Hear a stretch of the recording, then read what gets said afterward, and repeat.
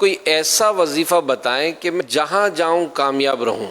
نماز کی پابندی کرتے رہیں، ہر درد کی دوا ہے صلی علی محمد، درود پاک پڑھتے رہیں انشاءاللہ، اور نیت بھی صاف ہوگی تو انشاءاللہ منزل آسان ہوگی اور کامیابی آگے بڑھ کر آپ کے قدم چومے گی۔ اور ناکامی، مایوسی یہ اپنے ذہن سے نکال دے۔ بعض اوقات انسان اپنے ذہن پہ لے لیتا ہے کہ بس یار میں بس مایوس، مطلب میں کامیاب نہیں ہوں گا، میں نہیں، تو اس طرح پھر بعض اوقات یہ کہ ناکامی کا منہ دیکھ لیتا ہے آدمی۔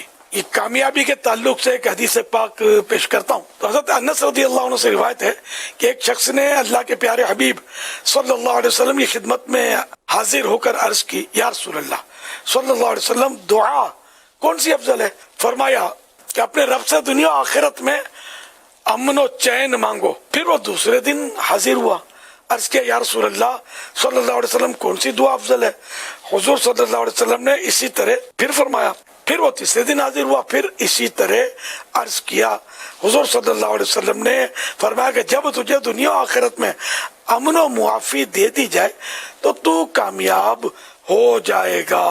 تو اللہ پاک سے دنیا اور آخرت کی عافیت طلب کرنی چاہیے۔ اللہم انی اسألک المعافات فی الدنیا والآخرہ، یہ بہترین دعا ہے۔